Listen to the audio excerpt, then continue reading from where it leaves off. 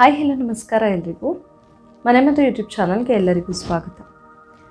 ಇವಾಗ ಸಾಮಾನ್ಯವಾಗಿ ಎಲ್ಲ ಕಡೆಯಲ್ಲಿ ವೆದರ್ ತುಂಬ ಚೇಂಜಸ್ ಆಗ್ತದೆ ಅಲ್ವಾ.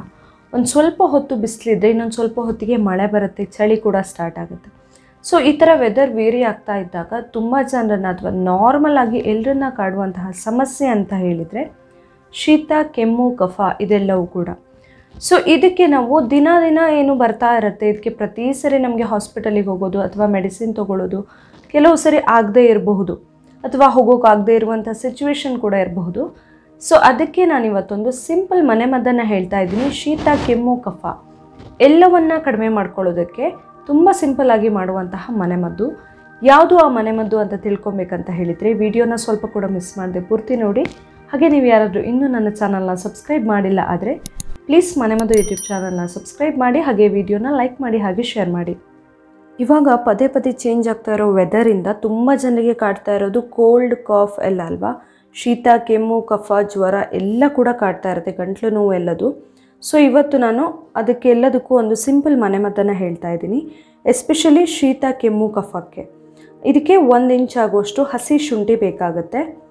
ಇದರ ಸಿಪ್ಪೆನ ತೆಕ್ಕೊಂಡು ಬಿಡಬೇಕು ಫಸ್ಟಿಗೆ. ಹಸಿ ಶುಂಠಿ ಆದಷ್ಟು ತೊಗೊಂಡ್ರೆ ಒಳ್ಳೆಯದು. ನೀವು ಹಸಿ ಶುಂಠಿ ಸಿಕ್ಕಲಿಲ್ಲ ಅಂತ ಆದರೆ ಅಂಥ ಟೈಮಲ್ಲಿ ನೀವು ಒಣ ಶುಂಠಿ ಪೌಡರ್ ಬೇಕಂದರೆ ಯೂಸ್ ಮಾಡ್ಕೊಳ್ಬಹುದು. ಇದನ್ನು ಈಗ ಜಜ್ಕೊಳ್ಬೇಕು. ಶುಂಠಿ ಫ್ರೆಶ್ ಇದ್ದರೆ ಇದರ ರಸ ಚೆನ್ನಾಗಿ ಸಿಗುತ್ತೆ ನಮಗೆ. ಇಲ್ಲ ಆದರೆ ಅಷ್ಟೊಂದು ರಸ ಬರೋದಿಲ್ಲ, ಒಣಗಿ ಹೋಗಿದ್ರೆ ಅಥವಾ ಬಾಡಿ ಹೋಗಿದ್ರೆ.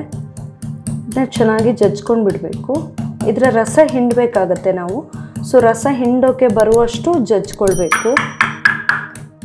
ಹಸಿ ಶುಂಠಿ ನಾರ್ಮಲಾಗಿ ಕೆಮ್ಮು, ಕಫ ಎಲ್ಲಕ್ಕೂ ಕೂಡ ತುಂಬಾ ಒಂದು ಬೆಸ್ಟ್ ಮನೆಮದ್ದು. ನೀವು ಯಾವುದೇ ರೀತಿ ಕಷಾಯ ಮಾಡೋದಿರಲಿ ಅಥವಾ ಮನೆಮದ್ದು ಮಾಡೋದಿರಲಿ, ಶೀತ, ಕೆಮ್ಮು, ಕಫಕ್ಕೆಲ್ಲ ಅದರಲ್ಲಿ ನಾರ್ಮಲ್ ಆಗಿ ಒಂದು ಕಾಮನ್ ಆಗಿ ಯೂಸ್ ಮಾಡುವಂಥದ್ದು ಅಂತ ಹೇಳಿದರೆ ಈ ಹಸಿ ಶುಂಠಿ. ಇದೀಗ ಸರಿಯಾಗಿ ಜಜ್ಕೊಂಡಿದ್ದೀನಿ. ಇದರ ರಸವನ್ನೀಗ ಹಿಂಡಿ ತೆಕ್ಕೊಳ್ಬೇಕು. ಇದಕ್ಕೆ ನೀರೇನು ಆ್ಯಡ್ ಮಾಡ್ದೇ ಹಾಗೆ ಚೆನ್ನಾಗಿ ಜಜ್ಕೊಂಡು ರಸ ತೆಗಿಬೇಕು. ಅದಕ್ಕೆ ಹೇಳಿದ್ದು ಹಸಿ ಶುಂಠಿ ತುಂಬ ಫ್ರೆಶ್ ಇದ್ದರೆ ಚೆನ್ನಾಗಿ ರಸ ಬರುತ್ತೆ ಅಂತ. ಒಂದು ಸ್ವಲ್ಪ ಹಿಂಡಿದರೆ ಸಾಕಾಗುತ್ತೆ. ನಾವು ಈ ಉಳಿದಿರೋದಿದೆ ಅಲ್ಲ, ಇದನ್ನು ಬಿಸಾಕಬಹುದು ಬೇಕಂದರೆ. ಇಲ್ಲ ಆದರೆ ಸ್ವಲ್ಪ ಕಲ್ಲುಪ್ಪನ್ನು ಹಾಕ್ಕೊಂಡು ಅಗದು ನುಂಗಬಹುದು. ಇದರಿಂದ ಒಣ ಕೆಮ್ಮು ಅಥವಾ ಕಫ ಎಲ್ಲ ಇದ್ದರೆ ತುಂಬ ಬೇಗನೆ ಕಡಿಮೆ ಆಗುತ್ತೆ. 1 ಟೀ ಸ್ಪೂನ್ ಆಗುವಷ್ಟು ಹಸಿ ಶುಂಠಿ ರಸ ಇದೆ ಇದರಲ್ಲಿ. ಇದಕ್ಕೆ ಈಗ 1 ಟೀ ಸ್ಪೂನ್ ಆಗುವಷ್ಟು ಜೇನುತುಪ್ಪನ ಆ್ಯಡ್ ಮಾಡ್ಕೊಳ್ಬೇಕು.